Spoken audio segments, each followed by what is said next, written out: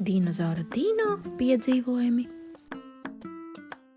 Dinozauram draugi bija, laiku kopā tie pavadīja, un tad kādā skaistā dienā Dino devās pārgājienā. Staigāja tas šurpu turpu, kamēr atrada tas mantu, apskata to šā un tā, nesaprot vairs it nekā. Kā lai mīklu atrisina, varbūt mani draugi zina. Atradīs tas draugus drīz, un tiem visu pastāstīs.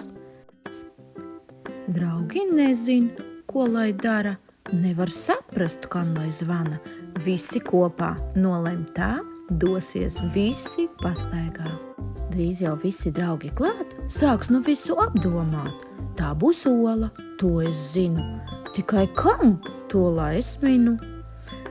Nolem draugi nebēdāties, kopā apkārt paskatīties, varbūt kaut kur tuvumā olas mamma pastaigā. Skatās draugi, šā un tā, nav neviena, kā tad tā. Tikmēr ola, kas tad tas? Mazliet šķiet, ka pakustas. Kādu brīnumu tie mana, olā iekšā kaut ko mazu. Pārsteigts mazais apkārt grozās, meklē mammu, tas un lokās. Kamēr draugi apjukumā, nezin kā lai rīkojas, ceļa galā redz tie visi, kaut kas ātri tuvojas. Mazais satraukts priekā lēkā un no olas laukā lēks. Tā ir viņa mamma mīļā, kura steidzas viņu sveikt. Māmiņa nu priekā staro, draugiem pasacīties steidz. Aizkavējusies pie radiem, šurpu visi viņi steigs.